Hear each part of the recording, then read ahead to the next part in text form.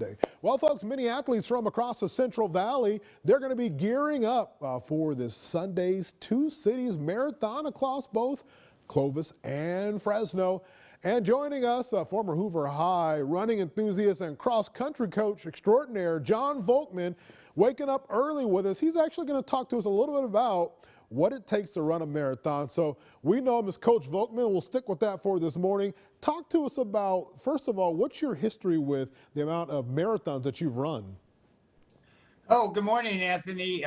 Good to hear from you. I started running marathons about 40 years ago. I've run 173 of them, including 21 Boston marathons and a marathon in every state. So I've been very blessed to run a lot and coach for the last 25 years, getting thousands of marathoners across the finish line. So Coach Volkman, talk to us a little bit about, for folks at home that aren't really that familiar with it, let's go back to really the basics. How many miles are involved in running a marathon? All right, so a full marathon is 26.2, and there's also a half marathon this Sunday, so that's 13.1. And over the years, we've trained people starting from 4 months before and gotten them through a marathon. Ideally, a person should probably be running at least a year, but you're talking about training 30 to 60 miles a week for a full marathon.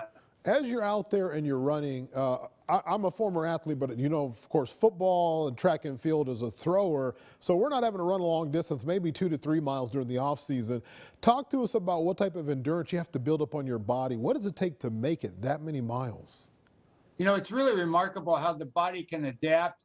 I've seen people straight off the couch that couldn't even go a mile, and then a month or 4 months later, they can do a marathon. And I teach them to start running at maybe a couple minutes, then walk a minute, and over a couple of weeks, all of a sudden they can run 3 miles straight, and then you just start adding the miles, a few each week, and then you get up to where you can run 18 miles maybe in training and then do the marathon. It's pretty remarkable if you add the miles gradually and don't overdo the speed work. Most people can do it. Talk to us about, of course, the mindset as you're out there and you're on the trail and you're running and jogging, making your time heading toward that 26 mile. Is there a most difficult part of the race for you as a runner?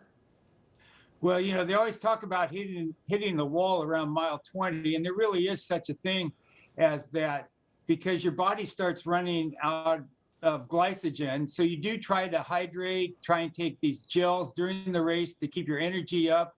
And depending upon how well you paced yourself and how good of a day you're having, most of the time you fight through that mile. It really helps to have spectators out there. So I encourage people to come out, cheer for their friends out there. That gets you through that wall.